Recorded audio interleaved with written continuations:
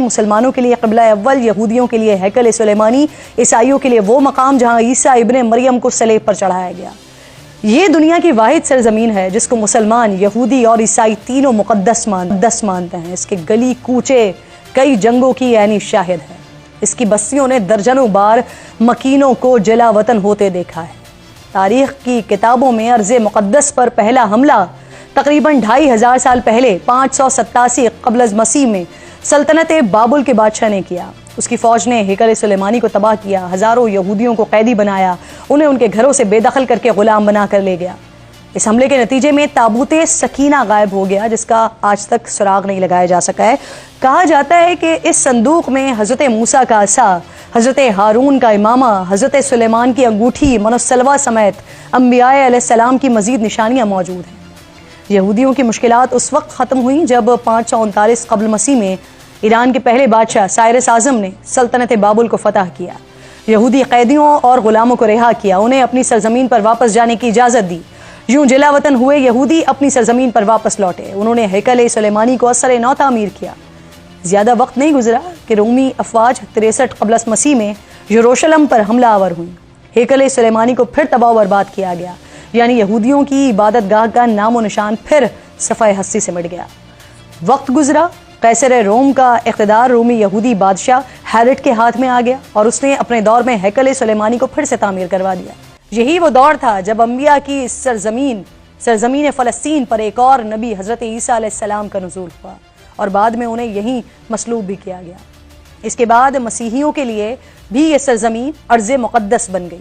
نزول عیسیٰ کے بعد یروشلم پر پہلا حملہ 17ویں عیسوی میں رومی شہنشاہ تیتوس نے کیا۔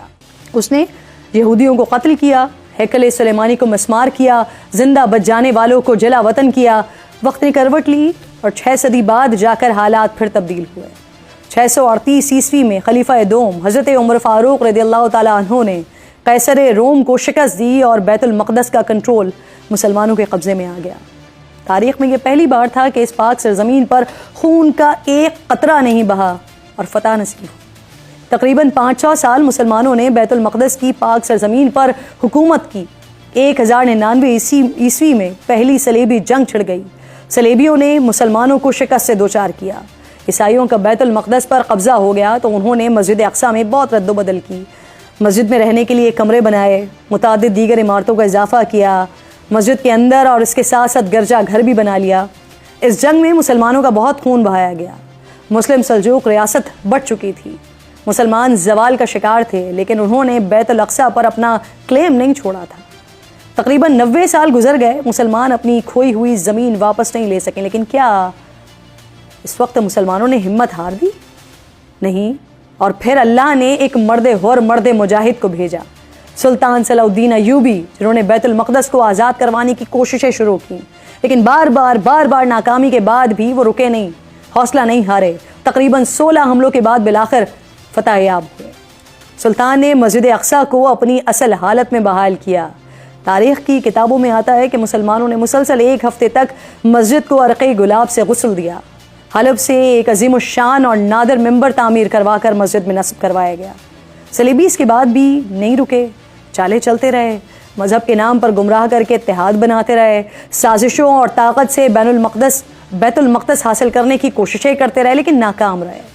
15ویں صدی میں جا کر بیت المقدس سلطنت عثمانیہ کے پاس آ گیا۔ عثمانی سلاطین نے شہر کو جدید خطوط پر تعمیر کروایا، سڑکوں سے لے کر ریلوے لائن تک جدید نظام بنایا۔ عہد عثمانی کے دوران یہودیوں نے آزاد یہودی ریاست کے قیام کی بڑی کوششیں کی، لیکن وہ کبھی ایسا کر نہیں سکے۔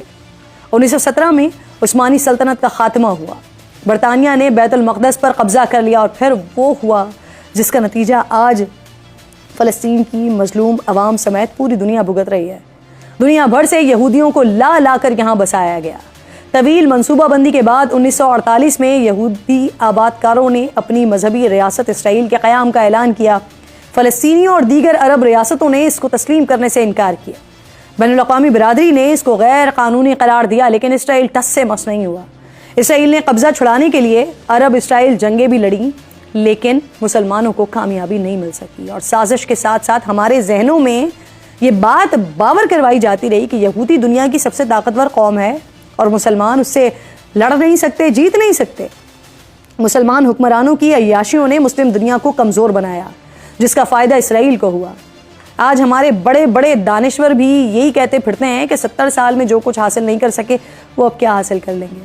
تو ان کی اطلاع کے لیے یہ عرض ہے کہ صلاح الدین ایوبی نے بھی 90 سال بعد مسجد اقصیٰ کو حاصل کیا تھا۔